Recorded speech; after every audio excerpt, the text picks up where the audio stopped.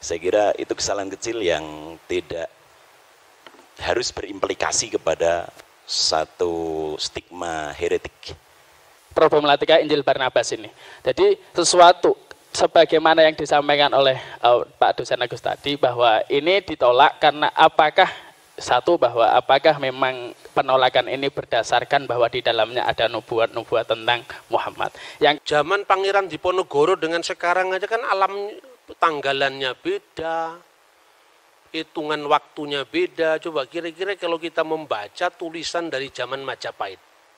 Ini satu contoh, ini belum lama, ini baru ratusan tahun.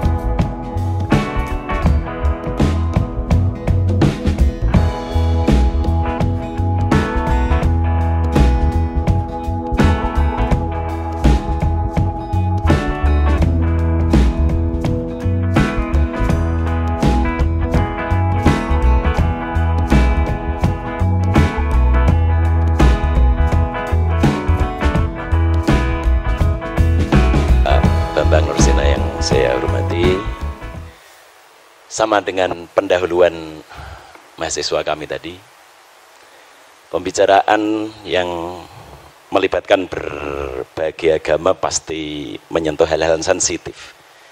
Tapi insya Allah dengan semangat persaudaraan dan kasih sayang akan kita lalui masalah sensitivitas itu.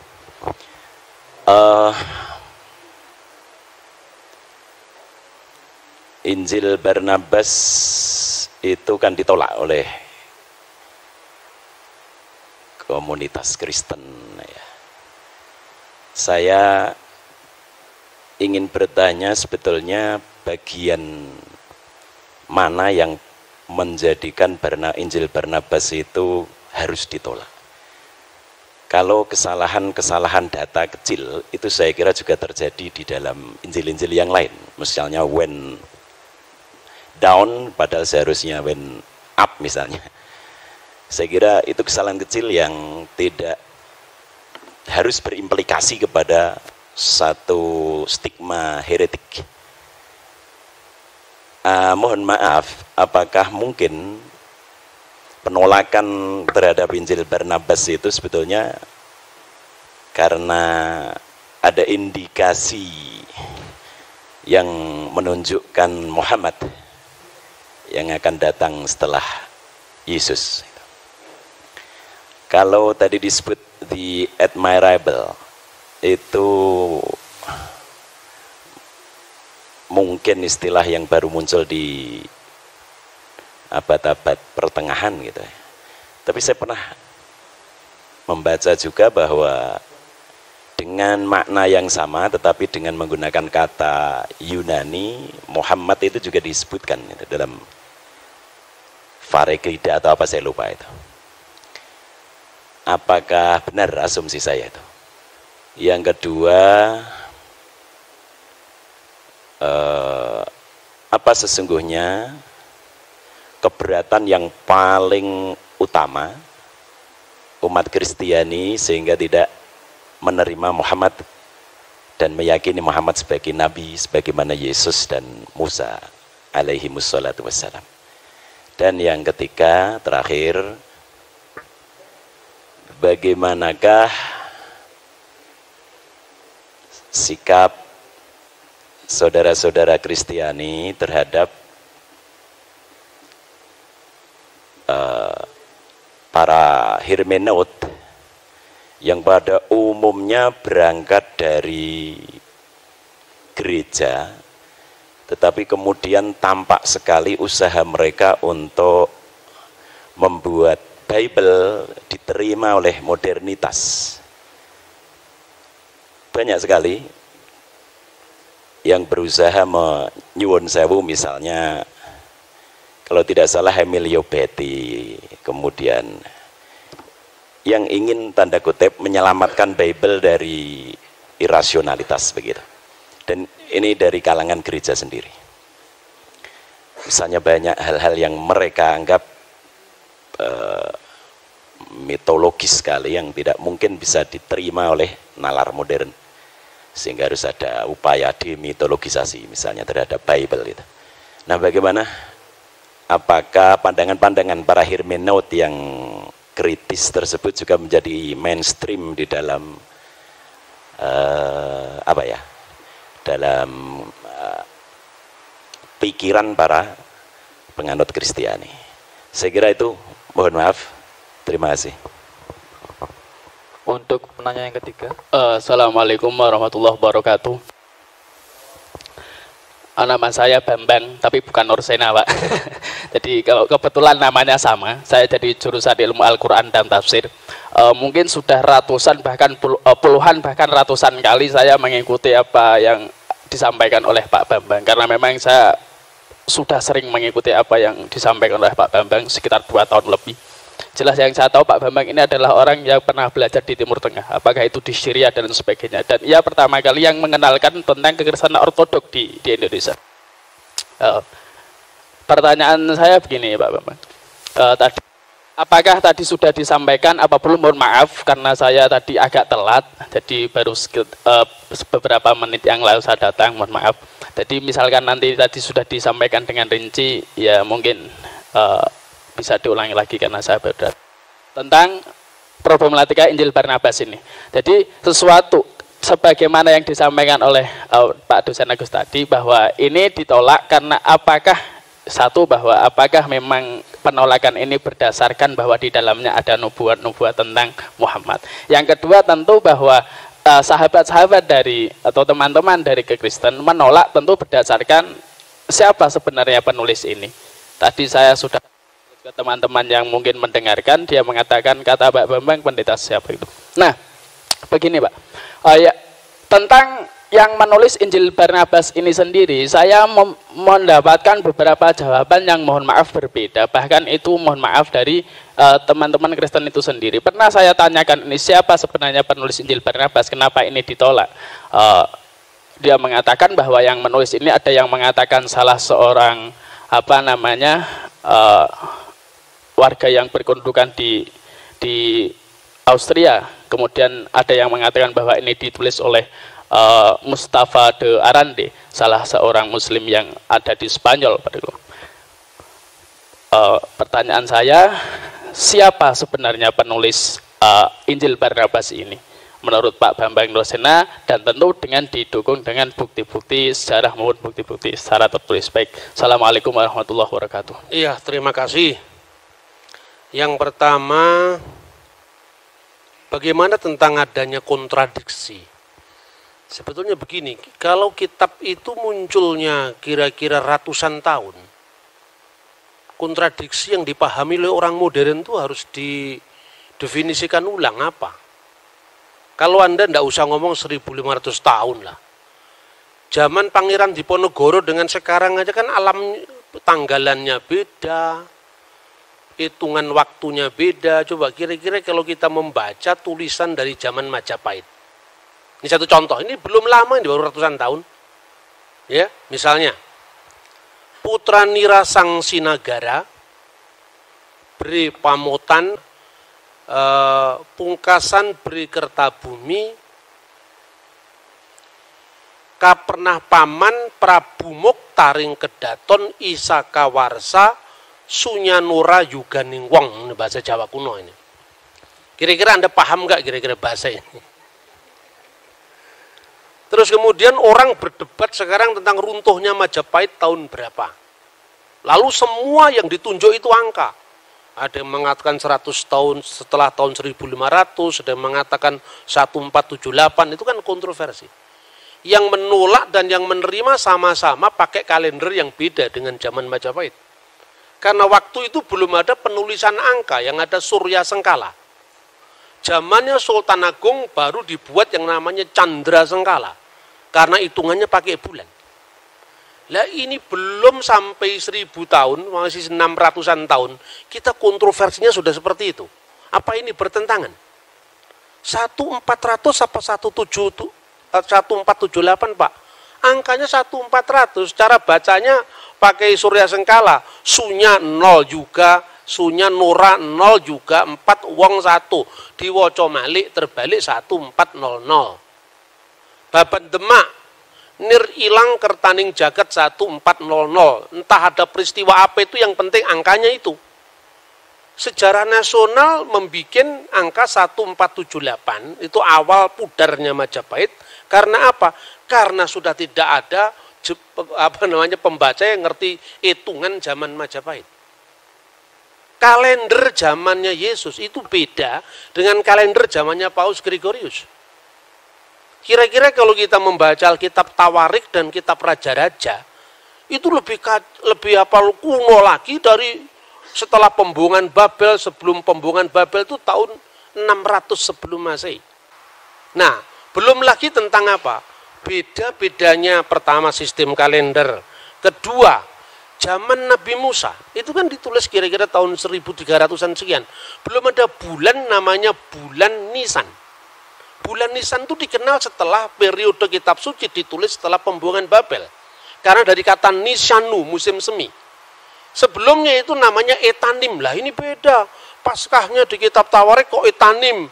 Di kitab Nabi-Nabi kok Nisan. Lah Etanim itu ya Nisan, sama Anda ngomong akad dengan minggu. Gitu loh kira-kira. Ini mudah sekali dijawab. Banyak orang yang kurang membaca ada yang mengatakan begitu. Karena apa? Kitab suci yang ditulis ribuan tahun yang lalu dipahami menurut logika zaman sekarang. Saya berikan contoh, jangankan kitab suci. Zaman kerajaan Sriwijaya aja beda kok. Belum lagi kompleksitas perjanjian baru. Karena di perjanjian baru, ketika gereja ada di Yerusalem, kalendernya pakai kalender Ibrani.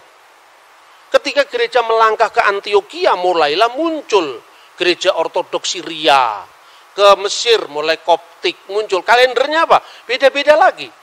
Orang Koptik mulai kalender Anno Martiri, dihitung mulai peredaran bintang Sirius. Tetapi orang Yerusalem kuno memakai kalender Ibrani yang disebut kalender seperti Islam, Anno Hijriah itu, pakai peredaran bulan. Ketika tanggal itu dikonversikan ke dalam teks yang lain, harus ada penyesuaian. Seorang lahir tanggal 27 bulan Zulkaizah tahun 1383 misalnya. Ayo Masehnya berapa? Ngitung Natal, saya bisa hitung kepada Anda. Sampai detail saya bisa ngitung. Karena apa? Saya belajar kekristenan dari sumber aslinya, sumber primer. Saya tidak menafikan orang barat yang belajar kitab suci. Tetapi rata-rata yang mereka baca itu sumber sekunder. Jadi misalnya, Natal dituduh kelahiran Dewa Matahari. Lalu sedangkan Natal itu sudah ditentukan di Mesir tahun 189 kok. Kalender penyembahan Dewa Matahari baru tahun 274 zamannya Aurelius. Karena orang barat termasuk penulis entry Christmas di Britannica, Americana, tidak pernah baca buku Didaskalia Apostolorum yang pakai bahasa Koptik, bahasa Yunani, dan itu yang saya koleksi sampai hari ini. Nah, makanya bagi saya, perbedaan informasi karena sistem kalender yang berbeda, angka tahun yang berbeda, itu persoalan sejarah, bukan persoalan ini. Kedua, visi teologis yang berbeda. Masing-masing penulis itu punya latar belakang yang mewarnai tulisannya. Karena di dalam pandangan Yahudi Kristen, yang namanya wahyu itu bukan sesuatu yang turun dari langit. Tetapi wahyu itu menyejarah. Taurat bicara dalam bahasa manusia. Kata misalnya orang Yahudi. Kristen juga demikian. Setelah aku menyelidiki dengan seksama segala peristiwa yang terjadi di antara kita, dari saksi mata dan pelayan firman misalnya. Artinya di situ ada riset. Nah, sekarang ini definisi tentang wahyu aja kita belum sama kok. Kita mau menilai agama orang dari perspektif kita itu loh kira-kira. Nah itu satu. Kedua, kenapa Injil Barnabas itu ditolak? Pertama, bukan karena isinya Muhammad atau tidak, menerjemahkan aja orang Kristen kok. Islam kan tinggal enaknya sudah diterjemahkan. Kan jarang yang ngerti bahasa Itali. Yang ngerti bahasa Itali kan pastor-pastor Katolik. Sudah diterjemahkan tinggal baca. Kalau orang Kristen punya niat jahat, nggak perlu dong diterjemahkan. Ngapain diterjemahkan? Itu merugikan kita. Tapi karena semangat keilmuan kita terjemahkan. Sampai penerjemahnya di dalam bahasa Arab pun juga orang Kristen Koptik. Namanya adalah Khalil Sa'adah. Tetapi demi keilmuan dia memberikan contoh bahwa memang dalam konteks perjanjian baru itu misalnya ada persoalan-persoalan angka tahun, misalnya Yesus lahir zaman Kirenius atau tidak. Tetapi bangunan dasar seluruhnya betul ditemukan prasasti tentang kata iterum, bahwa dia yang kedua kali bertakhta. Tetapi soal Injil Barnabas ini parah sekali karena memang abad 16 dari abad pertama. Jadi bukan persoalan ada Muhammad atau ada tidak ada Muhammad, bukan, tapi karena semangat keilmuan. Lah memang Injil abad 16 masa mau dipakai? Sedangkan peristiwanya abad pertama. Sekarang gini, Anda percaya nggak proklamasi 17 Agustus tahun 1945? Percaya dari mana? Dokumennya ada, Pak. Koran-koran dari zaman Jepang, Suara Asia, Arsip Nasional memang ada. Kemudian kira-kira ratusan tahun kemudian, orang mengatakan, loh kenapa informasi saya nggak diterima? Lah yang jelas kamu datang tiba-tiba dan punya nilai sejarah, bagaimana mau diterima? Nah, soal admirable itu bukan soal begitu. Karena di dalam naskah kuno manapun, sekarang ini terlalu mudah, saudara-saudara. Ada teman-teman yang mengartikan Parakletos itu dengan Periklitos yang terpuji, admirable. Tidak ada naskah manapun yang eksis dari 5.780 naskah. Semuanya berbunyi sama.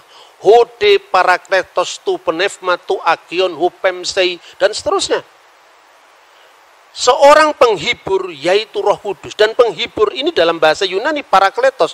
Parakletos ini ditulis dengan huruf alfa, tidak ada huruf lain. Sebab kalau bahasa Ibrani kan seperti bahasa Arab, ya ada jitir. Bahasa Arab itu kan dibentuk dari 3 huruf, ya. Bahasa Ibrani namanya sores. Misalnya salum dari shin, lamit, mim, sama dengan bahasa Arab salam. Nah, kemudian di situ ada menjadi kata kerja baru, kata benda baru. Itu tergantung bagaimana pemakaiannya. Salam, muslim, taslim, itu kan satu akar kata. Tapi kalau bahasa Yunani nggak bisa.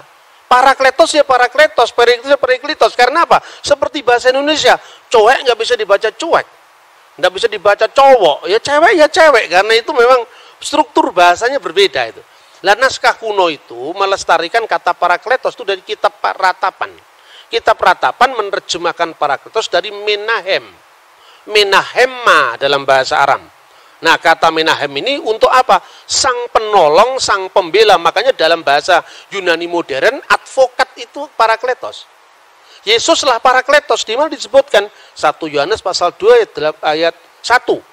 Kalau kamu berdosa ada pembela antara kita dan Allah, ada Parakletos, yaitu Yesus Kristus yang adil. Roh Kudus disebut alon parakleton. Parakletos yang lain, tapi kata alon itu menunjukkan satu dan berhubungan.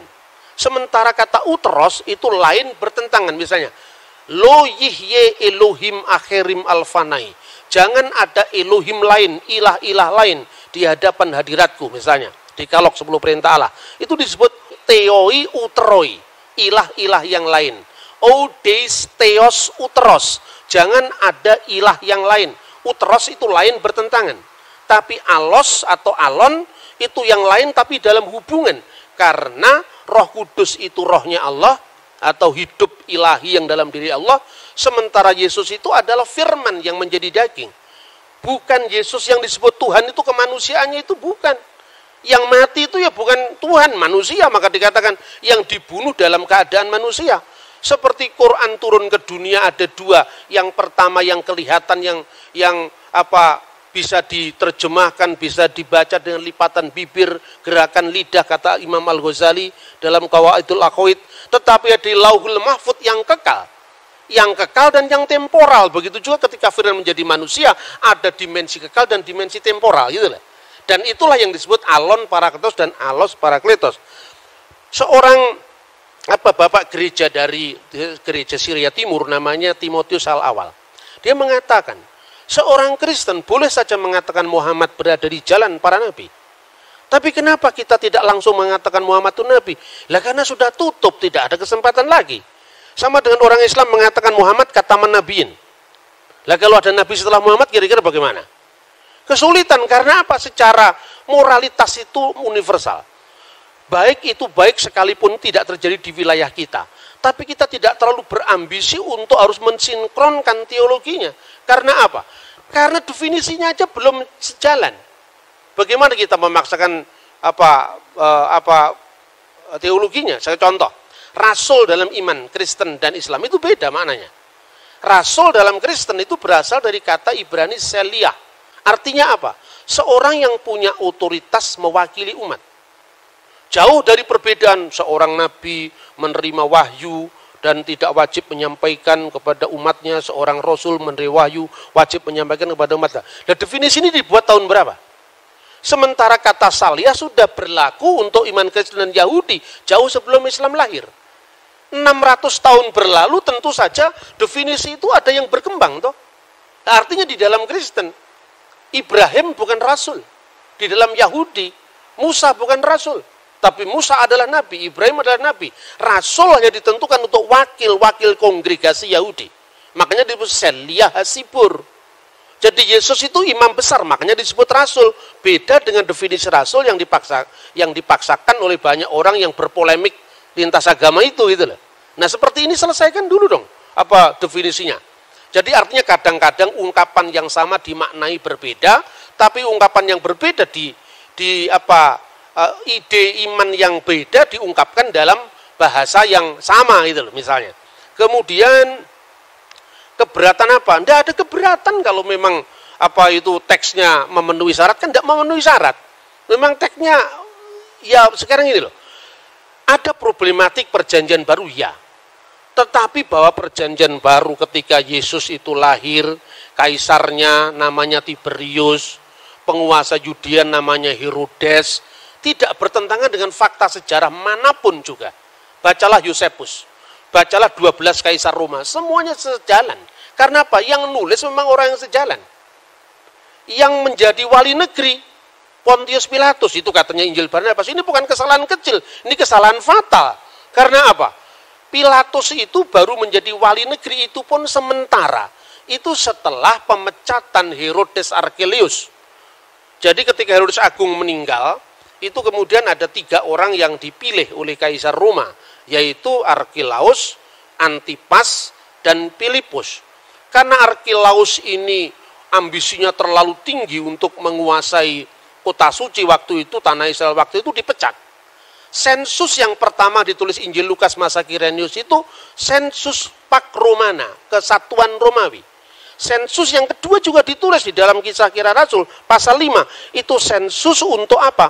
Melacak sisa-sisa pengaruh kejahatan Archelaus dalam rangka menyelamatkan jajahannya Roma.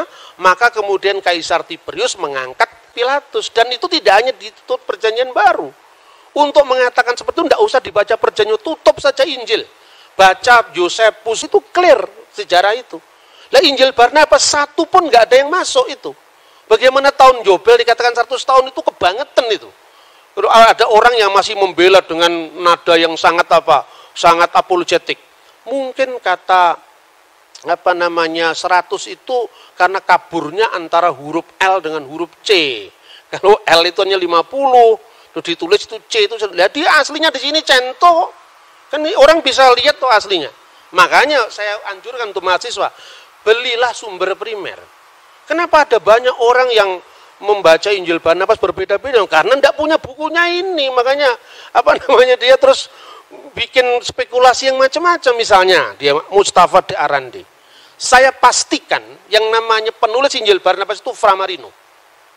Karena apa? Pertama, fakta bahwa pada waktu itu politik inkuisisi gereja menelan banyak korban. Dan korban pemaksaan agama itu orang Muslim dan orang Yahudi. Dari Marano dan Morisco. Kemungkinan yang namanya Framarino itu korban inkuisisi. Lalu melampiaskan dendamnya di masa permusuhan umat beragama zaman abad pertengahan itu menulis Injil Barnabas. Cuman karena dia belajar sejarahnya tidak komplit, makanya terlalu bersemangat nulis Injil sampai 222 pasal. Maka saya katakan ini the Gospel of Gregetan. Ya kan? Tidak ada dalam sejarah Injil sampai 200 pasal itu tidak ada kalau bukan orang marah. Nah, itu yang pertama. Kedua, catatan-catatan pinggir itu tidak mungkin dilakukan oleh orang lain. Karena apa? Periksa uji karbon dari teks itu kan masih sangat baru. Wong teks dari abad pertama aja bisa ditentukan. Misalnya, Papyrus 52, itu yang dikenal John Ryland Papyrus.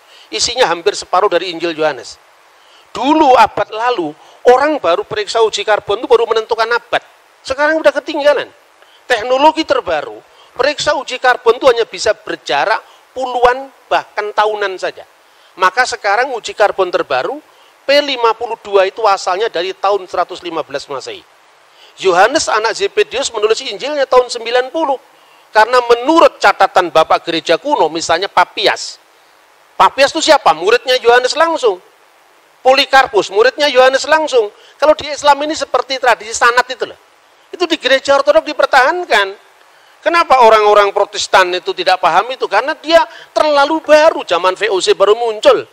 Akibatnya apa? Karena kekurangan data primer tadi, dia melakukan eksperimen-eksperimen yang terlalu jauh mengambil kesimpulan. Misalnya Natal, perayaan Dewa Matahari itu baru dipersoalkan tahun berapa? Tahun 1700 sekian itu, zamannya Paul Ernest Jablonski. Terus kemudian diikuti oleh orang Katolik dan dibenedikkan. Karena apa? Mentalitas orang Katolik itu minder sama Protestan. Nah itu loh kira-kira. Itu bisa dilacak dengan sumber-sumber primer langsung. Kemudian bagaimana sikap saudara Kristen terhadap para seket gereja yang mengatakan bahwa ternyata Bible tidak tahan dengan teks-teks modern itu suara abad lalu itu. Sekarang udah ketinggalan kereta. Sekarang kenapa saya bilang begitu? Sekarang gini, jujur saja lah. Penemuan arkeologi itu dari mana awalnya? Dari gereja. Penemuan arkeologi Timur Tengah itu diawali dari namanya Rosetta Stone. Tahun 1795 itu dimulai ketika Napoleon Bonaparte menduduki tanah Mesir.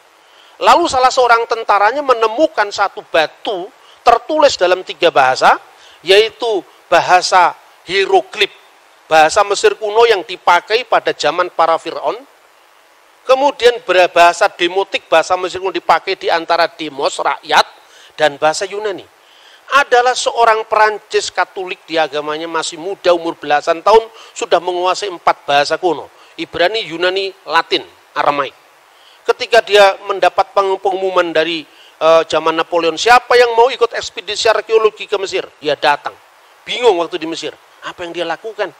Dia tanya, komunitas terkuno dari gereja ini, dari Mesir ini apa? Islam bukan, baru abad ke-7. Kristen Ortodok Yunani juga tidak. Kristen Koptik Ortodok. Nah, untuk dia bisa komunikasi dengan orang setempat, dia pakai bahasa Arab. Lalu masuk gereja, bingung dia. Wah, ini ada liturginya kok selain bahasa Arab, ada bahasa Yunani, ada bahasa Mesir kuno. Tetapi ketika nama-nama dewa itu diganti dengan nama Yunani, misalnya Theos, Agios, Theos, Agios, Iskiros, Agios, Thanatos, diterjemahkan pakai bahasa Arab. Kudusullah, Kudusul Qawi, Kudusul Ladila Yamut, Irhamna. Al-Mastulillah walibni warahil kudus al-ana wa kulhainin wa ila dahri dahirin amin. Ini enggak ada Islamnya. Ini Kristen asli ini. Itu, apa artinya itu? Wah, ini berarti ada bahasa-bahasa kuno yang dipakai di sini. Ya, gimana kami bisa belajar? Di amat-amati itu. 23 tahun dia bisa memecahkan. Dilihat bahasa Yunaninya jelas. Oh, di sini ada kata Ptolemaus. Di sini ada kata Cleopatra. Yang selama itu hanya lewat cerita Antoni Cleopatra, ternyata ini tokoh historis, dilacak sama dia. Terus ada tulisan dalam bentuk huruf, dalam bentuk tanda gambar seperti matahari. Jangan-jangan ini matahari ini. Ini bahasa kuno yang sudah tidak berlaku lagi ribuan tahun. Dilihat bawahnya ada kata Helios. Ini matahari, jangan-jangan matahari. Dia datang ke gereja kuno itu. Tanya, kamu punya Alkitab selain bahasa Arab, bahasa apa? Yunani. Selain bahasa Yunani, bahasa Koptik. Apa itu bahasa Koptik? Bahasa zaman Fir'aun. Kok hurufnya huruf Yunani? Iya, ketika Rasul Markus datang ke Alexandria, penerus-penerusnya menciptakan peradaban baru. Makanya menciptakan huruf baru. Kayak orang Jawa sekarang, Anda lihat itu orang Arab suruh baca Arab Pegon kan tidak ngerti. Itu produk lokal karena itu menunjukkan bahwa bangsa kita bangsa besar. Sampai bisa bikin tulisan Arab Pegon. Begitu juga di sana. Dilihat ternyata, kamu tanya, bahasa Koptik iya. Bagimu akan ada matahari yang tidak pernah tenggelam. Bahasa Koptiknya apa? Oh, bahasa Koptiknya adalah on. Bahasa Koptiknya adalah ra. Ada dua kata, ra dan on. Ra itu apa? Matahari. Itu dia baca dari Alkitab. Orang-orang Israel membangun kota namanya Ramses. Ra itu hari. Mese itu artinya apa? Artinya anak. Anak sang matahari, anak dewa matahari. Nama aslinya Musa apa? Moshe. Mo itu air yang mengalir. Mese itu bahasa Mesir kuno. Artinya anak. Anak yang diambil dari air yang mengalir. Ketemu sudah ini bahasa. Sejak saat itu muncul namanya Egyptologi. Ini asalnya dari Bible ini. Kok dianggap Bible bertentangan dengan pengetahuan bagaimana? Yang mulai arkeologi adalah Alkitab kok. Seumpama waktu itu tidak ketemu kata Ramses, tidak akan ketemu arkeologi Mesir kuno. Baru mulai ada penggalian di di Rasamra, penggalian di Babel, ketemulah kota-kota kuno, kota Abraham, namanya apa? Tel Turahi, cocok dengan namanya Abraham dalam Alkitab Terah. Ya toh? Til Nahur, cocok dengan nama Nahur, berarti nama-nama Abraham itu pasti bukan nama Yunani, pasti bukan nama Arab, tapi nama Akadia kuno. Dan itu cocok. Mertuanya Yusuf namanya Potifera. Poti itu yang dipersembahkan Vera kepada Ra, matahari. Sama dengan orang Jawa, namanya Suryawan. Ketika jadi Islam, keluarga besarnya sebelumnya ditambahi Muhammad Suryawan. Lupa Surya itu dewa Hindu itu. Namanya juga Kristen ditambah Ignatius Surya Hadi. Surya itu bahasa Hindu, Hadi itu yang utama itu. Jadi ini sebuah inkulturasi bahasa. Dan untuk baca teks Alkitab, Anda harus paham Ibrani. Ibrani pun bukan Ibrani zaman Ariel Sharon. Ibrani McD ditulis pakai bahasa Ibrani, bukan itu. KFC ditulis pakai bahasa Ibrani, enggak. Anda harus belajar namanya paleografi, tulisan-tulisan kuno. Karena untuk memahami naskah Qumran, Anda tidak bisa cukup hanya membaca teks Ibrani modern. Nah itulah kira-kira perkembangan huruf, lalu arkeologi, lalu bahasa. Itu minta maaf. Orang-orang yang menyebut dari Eropa yang teolog genit itu tidak tahu yang begini-begini ini. Saya minta maaf, bukan saya merendahkan, tidak. Tapi terlalu dangkal untuk memahami naskah yang usianya ribuan tahun hanya bermodal bahasa Inggris sekedarnya, bahasa Yunani. Bahasa Yunani perjanjian baru itu beda dengan bahasa Yunaninya Plato. Gitu loh. Terus yang terakhir, kemudian dari arkeologi Mesir kuno itu muncul arkeologi kota Abraham, Ur-Kasdim, baru muncul penggalian Yeriko. Setelah Yeriko, baru muncul penggalian Holy Land. Pada saat para teolog yang meragukan bahwa teks-teks itu hanya bersifat simbolik, itu muncul sebelum era penemuan arkeologi. Satu contoh misalnya, seorang meragukan apakah dalam perjanjian baru ada ungkapan 5 serambi dalam kolam Siloam. Mana tidak pernah ada arkeologi yang membuktikan ada 5 serambi. Lalu dia tafsirkan, oh kalau gitu itu hanya sifatnya alegoris, 5 serambi itu 5 Torat Musa. Jadi itu nggak bisa dipahami secara literal. Tahun 1961 ketika buku ini terbit, pada saat yang sama timnya Marshall itu menemukan memang benar dalam penggalian kolam Siloam ada 5 serambi. Dan itu terbit pada saat yang sama ketika buku itu dipakai sampai hari ini. Makanya belajar teologi aja nggak cukup.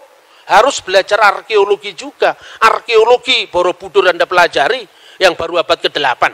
Masa arkeologi Mesir kuno dari tahun 3000 tahun yang lalu tidak kita pelajari, padahal itu ketika kita ngomong dalam Al-Quran, dalam Injil tentang Fir'aun. Fir'aun itu bukan nama orang. Fir'aun itu paraoh artinya. Itu tiang besar. Dan di mana itu sebutan paraoh itu mulai? Setelah generasi Old Kingdom. Ketika kerajaan Israel, kerajaan Mesir kuno pindah dari Giza menuju ke Luxor dan sebagainya. Baru Anda lihat sendiri ke sana. Saya beberapa teman dari Al-Azhar itu saya anjurkan kamu kalau mau tahu sejarah Mesir, jangan hanya baca perjanjian baru, karena perjanjian baru kan baru muncul abad pertama. Jangan baca hanya Quran yang muncul abad ke-7. Kamu baca langsung itu, temuan-temuan arkeologi itu. Nah, sebagai seorang ilmuwan, ketika Anda belajar arkeologi itu, tutup dulu kitabmu, Bibelmu. Supaya apa? Supaya kita bisa netral, jangan kita dipenjara karena teks. Karena teks itu membimbing kita, oke lah kalau secara hidayah silahkan. Tapi kalau secara ilmu pengetahuan, masa kita bisa mengkritisi teksnya orang, teksnya kita sendiri kita protek, kan tidak fair itu gitu loh. Nah, oleh karena itu, saya menyatakan tentang pentingnya gereja ortodok itu di mana? Karena gereja ortodok itu saksi hidup dari semua data-data arkeologi itu. Coba Anda mau belajar bahasa Yunani. Pembawa gereja ortodok pertama itu bukan saya, tapi Romo Daniel. Nah, kemudian generasi setelah Romo Daniel itu kan menekankan aspek tentang liturgi gereja, sejarah gereja. Saya tidak bisa hanya begitu. Karena apa? Ketika saya masuk dalam salah satu gereja ortodok saja, berarti saya menutup akses informasi saya untuk ortodok yang lain. Makanya saya memperkenalkan kajian Syriak, kajian Koptik dalam konteks ini. Anda mau tahu bahasanya Yesus? Sampai sekarang Alkitab Pesita masih ada, bahasa Suryani. Dipakai tidak hanya sebagai bahasa liturgi, tapi bahasa sehari-hari. Di Maklula, Said Naya di Syria. Anda mau pakai bahasanya Pontius Pilatus, bahasa abad pertama, masih dipakai teks suci perjanjian baru. Anda mau cari bahasanya Nabi Musa, masih dipakai dalam kitab Taurat. Anda mau cari bahasanya Fir'aun, jejak-jejaknya dijumpai dalam kitab Ibrani. Misalnya, nama Asnat itu kekasih Nait. Nait itu dewa kuno zamannya Yusuf. Yusuf ketika menjadi Perdana Menteri, nama Yusuf itu kan nama Ibrani, Yosef. Ketika di Mesir mendapatkan nama baru. Apa itu? Safnah Paneah. Di situ kunci hidup. Hidup, makanya Akhenaton, Aton yang hidup. Nah ini nggak cukup hanya bisa ditelaah dari bahasa Arab yang terlalu baru untuk itu. Tidak cukup diambil dari bahasa Yunani, perjanjian baru yang konteksnya terlalu jauh. Harus diambil dari teks langsung yang melestarikan bahasa Koptik. Yaitu apa? Gereja Ortodok Koptik. Ini ada di Mesir, tidak ada di Syria. Makanya saya tidak kerasanan kalau hanya di satu tempat. Saya mau passing over dari semua tradisi keagamaan. Soal kemudian saya coming back kepada agama saya sendiri. Karena saya harus punya rumah supaya kalau mati ada yang mengubur. Kan itu saja sebetulnya. Tapi konteksnya apa? Konteksnya bahwa orang beragama itu jangan taklid buta itu loh. Kita mesti melihat problematik masing-masing teks itu. Dalam semua apa yang saya katakan, Injil Barnabas sama sekali tidak masuk dalam hitungan itu. Karena apa? Terlalu baru. Sama dengan Anda membahas zamannya Patih Gajah Mada abad ke-13 berdasarkan naskah Melayu, itu pun bukan bahasa Jawa, tapi bahasa Thailand itu loh. Lah bahasa Italia aja belum ada kok. Jadi perjanjian baru itu bukan sewenang-wenang ini yang cocok dengan iman Kristen diambil, yang tidak cocok dibuang. Tidak seperti itu. Makanya apokrif atau kanonik dalam gereja ortodok itu tidak sedikit dalam gereja Protestan. Gereja Protestan itu kan sudah mewarisi teks yang sudah tertutup gitu loh. Lalu di gereja ortodok kan tidak, misalnya kisah tentang Bunda Maria dipelihara di Bait Allah oleh Zakaria. Yang itu ada di dalam Quran, ya kan?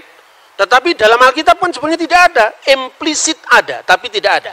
Itu ada dalam dokumen gereja Synaxarion yang diabadikan dalam buku yang namanya Protevangelium Yakobi. Bagi orang gereja ortodok tertentu, ini kitab apokrif, ya. Tapi karena kitab apokrif ini ditulisnya paling dekat dengan peristiwa, tidak peduli, diambil. Diambil untuk apa? Mengisi kekosongan sejarah. Tapi normanya tetap yang kanonik gitu loh. Jadi apokrif kanonik itu bukan sesuatu yang batas hitam putih, enggak. Apalagi kalau hanya sekedar ini menguntungkan iman itu, tidak ada pertimbangan semacam itu. Contoh lain misalnya, di dalam ajaran Katolik dan Ortodok sebetulnya kitab yang disebut dengan apa Biblia Hebraika itu kan sebetulnya warisan dari Yahudi Yamnia.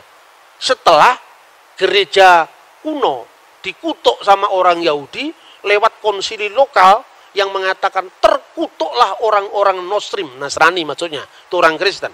Hendaklah nama mereka tercabut dari kitab kehidupan itu tahun 90 Masehi. Dokumennya dinamakan Birkat Haminim, itu tahun 90 Masehi. Gaung daripada pengutukan itu adalah apa? Orang-orang Yahudi mulai menolak Septuaginta. Karena dalam Septuaginta ada bukti keperawanan Maria, di mana kata Parthenos itu artinya tidak sekedar perempuan muda yang bisa perawan atau tidak, tapi harus berarti perawan. Nah, kemudian karena gaung penolakan itu, orang-orang Yahudi menolak teks-teks yang disebut Septuaginta tadi. Tetapi penolakan orang Yahudi terhadap Septuaginta itu juga tidak sedikit gereja modern. Buktinya apa? Yesus memperingati perayaan yang namanya penahbisan Bait Allah. Itu diambil dari buku Makabe, 1-2 Makabe, yang dipakai oleh gereja Katolik dan gereja Ortodok. Gitu loh. Jadi karena begini, dalam iman Kristen firman itu tidak menjadi kitab dalam pengertian harafiah, tapi firman itu turun dalam sosok manusia Yesus yang adalah peristiwa. Maka Injil bagi iman Kristen adalah peristiwa kabar baik, bukan kitab yang turun dari langit. Dalam sejarah, dalam ilmu agama-agama, ini harus jujur dihormati. Kenapa Timotius awal tidak keberatan mengatakan Muhammad berada di jalan para nabi? Di satu pihak dia tetap bisa mengagumi nilai-nilai kebaikan pada agama lain, tapi di pihak lain dia tetap untuk menjaga koridor teologisnya dengan agama lain. Ini mirip. Anda bisa mengikuti bahwa ada orang agama Bahai yang orangnya kelakuannya baik-baik ketimbang kelakuannya yang suka bakar-bakar toko itu. Secara ortopraksi dia baik. Tapi kan kitabnya kitab setelah Al-Quran, Pak. Nabinya juga Muhammad Bahaullah. Itu sudah tutup, Pak, pewahyuan kita. Namanya katamu Nabi Muhammad. Kita tidak bisa mengakui Bahai. Tapi kalau kelakuan baik ya kita akui lah, Pak. Artinya apa?